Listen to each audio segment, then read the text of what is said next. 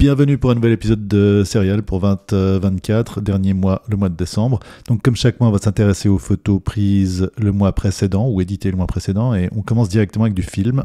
C'est du Vision 3, donc du film de Kodak pour le cinéma à la base. Mis en rouleau par Arcimago, en rouleau de 135, donc c'est du 250D avec une colorimétrie pour le soleil, pour la lumière du jour. Et dans un appareil photo, le Olympus XA2, donc subcompact avec sa petite optique 35 mm f3.5 et un focus qui est fait par des pictogrammes. Et là, c'était à l'occasion d'un voyage en fait à Séville l'été passé. En fait, le temps de développer, c'est un processus de développement ECN2. Donc, on peut un peu comme du C41, mais il faut enlever la couche de silicone derrière anti-halation.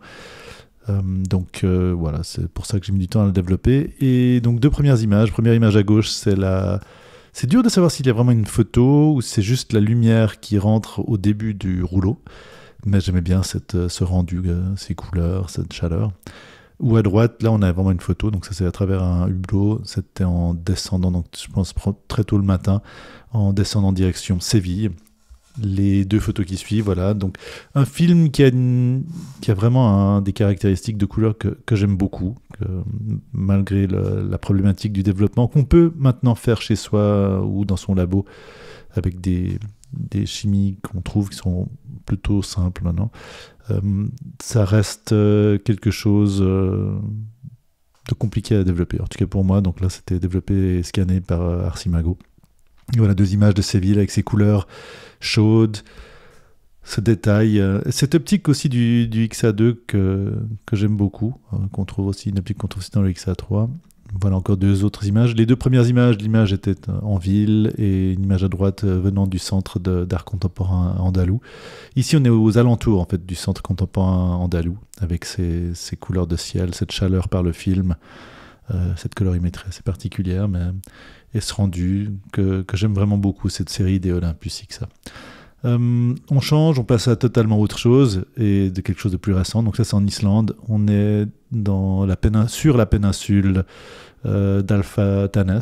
C'est au sud de Reykjavik et c'est au nord en fait de la région de Grindavik qui est tout au fond où les volcans sont présents. Et là c'est avec un Leica SL2, donc boîtier habituel, et une optique pas très artistique, mais que j'expérimente pas mal ces temps, le Sigma 100-400 f5 à 6.3, donc pas très lumineux.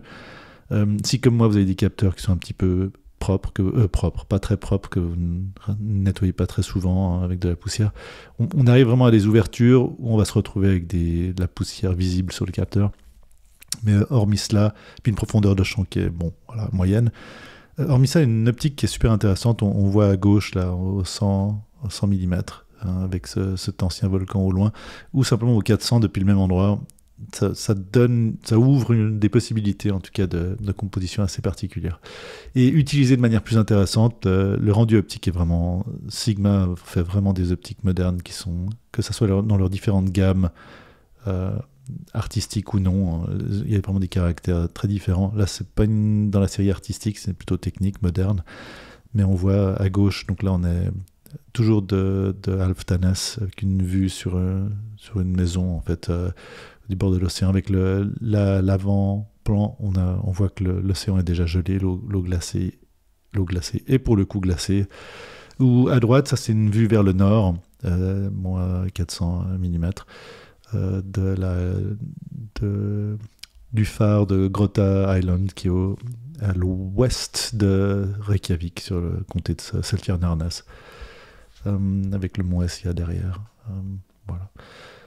On passe à du film, du noir et blanc, donc un peu au même endroit, enfin même très au même endroit. J'aimais bien la comparaison à gauche, donc avec cette maison prise donc là avec un film qui est très contrasté, relativement contrasté, avec une sensibilité à l'infrarouge qui est le Japan Camera Hunter Streetpan 400, JCH 400, qui était anciennement, je crois, du Agfa Vifot 400, qu'on retrouve aussi dans du Relay Retro 400S, je crois, à confirmer. Mais enfin là, c'est des rouleaux de 120, donc c'est un boîtier moyen format Fujica GW690, donc du 6:9, assez haute résolution.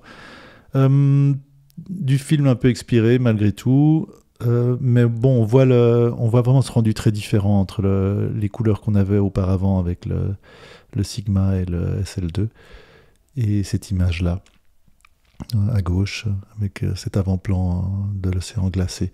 Ou à droite, simplement une longue exposition, ça c'est à l'ouest de Reykjavik, tôt le matin, où j'essaie de prendre des photos d'ambiance dans la zone portuaire. On retrouve le grain en fait du papier derrière la pellicule. Là aussi le mouvement, c'était une longue exposition que je trouve pas inintéressant.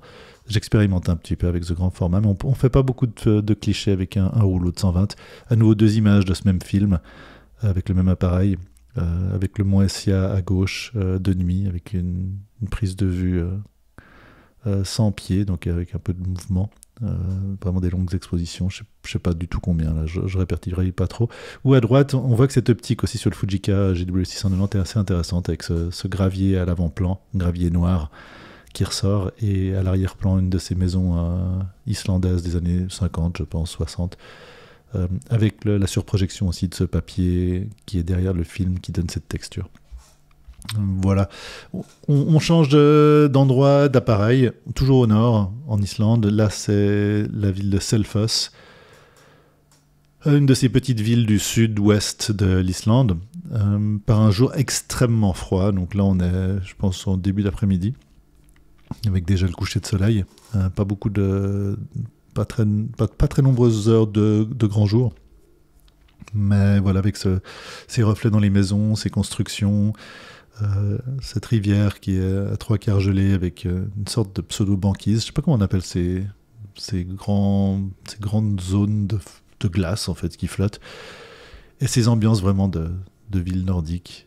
Une petite ville, je sais pas combien, probablement 10-15 000 habitants. Voilà, 2 autres images.